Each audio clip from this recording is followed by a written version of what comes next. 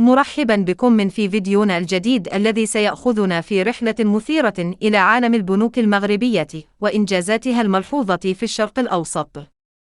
سنستعرض معا كيف تفوقت هذه البنوك في الساحة المالية، وكيف حققت إنجازات ملموسة تعكس تطورها وازدهارها. نلقي نظرة عن كثب على تصدر التجاري وفا بنك ودوره الريادي، بالإضافة إلى نجاحات بنوك أخرى مثل البنك الشعبي وبنك إفريقيا. سنستعرض التحديات والتغييرات التي شهدها القطاع المصرفي المغربي، وكيف أثرت على تحقيق نمو قوي وزيادة في الأرباح. مع الركيزة الأساسية على التحول الرقمي وتوسيع الأعمال إلى أسواق جديدة، سنكشف عن الخطوات التي اتخذتها هذه البنوك لتعزيز التواصل مع العملاء وتقديم خدمات مصرفية متطورة. فلنستمتع سويا برحلة استكشاف هذا العالم المالي الديناميكي والابتكاري. حلت 4 بنوك مغربية في القائمة الرفيعة لأكبر 50 بنكا في الشرق الأوسط لعام 2023، حيث تفوقت بقيمة سوقية وأداء مالي. بالتأكيد، سنوسع أكثر في التفاصيل حول البنوك المغربية المشاركة في قائمة فوربس لأكبر 50 بنكاً في الشرق الأوسط لعام 2023. 1. التجاري وفا بنك.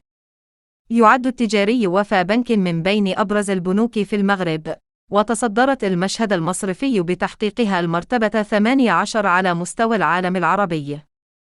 تأسس البنك في المغرب ونجح في توسيع نطاق أعماله إلى 26 دولة، حيث يقدم خدماته لأكثر من 11 مليون زبون. 2. البنك الشعبي. يحتل البنك الشعبي المرتبة 24 في القائمة، ويعتبر أحد أهم اللاعبين في الساحة المصرفية المغربية. قام البنك بتقديم خدماته ل9 مليون زبون، وفي 2022 أطلق سويب أول خدمة مصرفية رقمية متخصصة للفئة العمرية بين 12 و17 عاماً. 3. بنك إفريقيا. يشغل بنك إفريقيا المرتبة 32 في القائمة، ويعتبر لاعباً رئيسياً في تقديم الخدمات المصرفية في مختلف مناطق إفريقيا. يخدم البنك 6.6 مليون زبون في 32 دولة، وفي 2022 ارتفعت صافي الأرباح بنسبة 5%. 4. بنك القرض العقاري والسياحي CIH.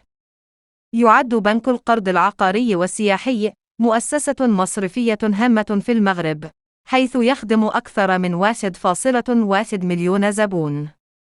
في فبراير 2023 قام البنك بالاستحواذ على BMCA Asset Management، وهو إنجاز يعكس استراتيجيته في توسيع نطاق الأعمال.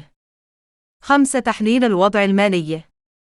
تتميز البنوك المغربية بتحقيق نمو ملموس في صافي الأرباح، حيث ارتفعت أرباح المجموعة بنسبة 21.1% في 2022.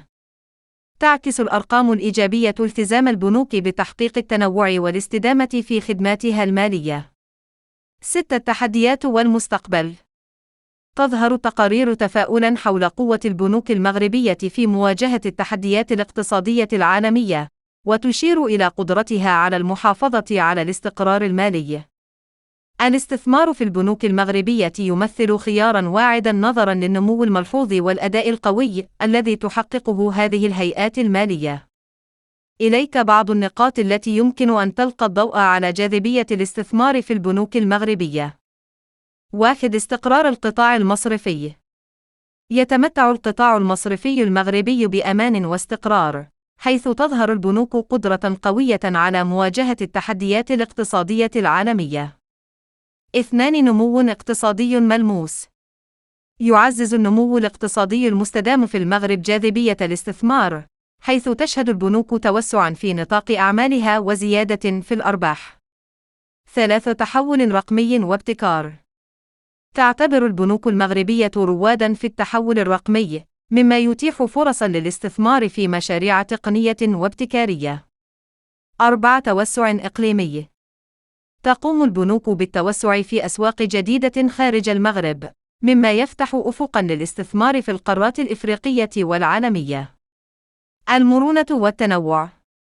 توفر البنوك المغربية مجموعة واسعة من الخدمات المالية، مما يتيح للمستثمرين تنويع محافظهم وتحقيق عوائد مستدامة. يرجى ملاحظة أن جميع الاستثمارات تحمل مخاطر، ويفضل دائما التشاور مع مستشار مالي قبل اتخاذ أي قرارات استثمارية.